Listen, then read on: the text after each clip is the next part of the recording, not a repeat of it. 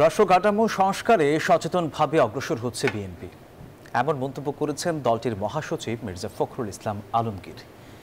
তিনি বলেন, জাতীয় ঐক্য কাজে লাগাতে পারলে দেশ উপকৃত হবে। আর স্থায়ী কমিটির সদস্য আমির খসরু মাহমুদ চৌধুরী অভিযোগ করেন, যেসব দেশের নির্বাচন দিতে গড়িমসি হয়েছে সেসব দেশ ব্যর্থ রাষ্ট্রে পরিণত হয়েছে। রোববার রাজধানীতে আলাদা অনুষ্ঠানে তারা এসব মন্তব্য করেন। রোববার রাজধানীর মহাখালীর ব্র্যাক সেন্টারে পদ্মা ব্যারেজ এবং দ্বিতীয় পদ্মা সেতুর প্রয়োজনীয়তা নিয়ে আয়োজিত সেমিনারে যোগ দেন বিএনপি মহাসচিব মির্জা ফখরুল ইসলাম আলমগীর। এ সময় দেশের জনগণ রাজনীতিতে সঠিক গণতান্ত্রিক ব্যবস্থা দেখতে চায় বলে মন্তব্য করেন তিনি। জানান, রাষ্ট্র কাঠামো সংস্কারে সচেতনভাবে অগ্রসর হচ্ছে বিএনপি।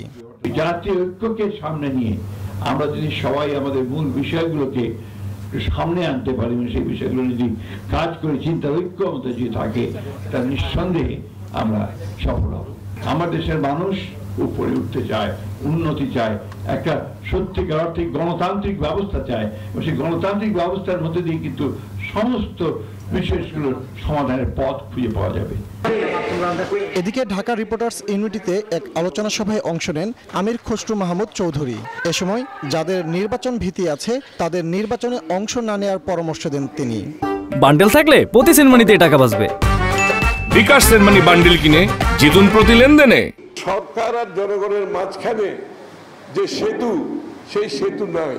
এই জন্য গণতন্ত্রের দরকার। সরকারি কর্মকর্তারা কাজ করতেছে না, আপনার দেশের অর্থনৈতিক বিনিয়োগ নিম্নগামী, কেউ বিনিয়োগ করছে না।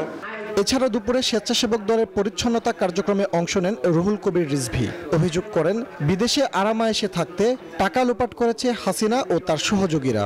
ডেঙ্গুর নামে যে কোটি কোটি টাকা, ডেঙ্গুর ওষুধ কেনার নামে কোটি কোটি টাকা, এই টাকা গেল কোথায়? শেখ হাসিনা তার পরিবার, তার ঘনিষ্ঠজন নিয়ে বিদেশে যাতে অত্যন্ত সুখে শান্তিতে থাকতে পারে, অত্যন্ত প্রাচুর্যের মধ্যে থাকতে পারে, সেই ব্যবস্থা তিনি করেছেন।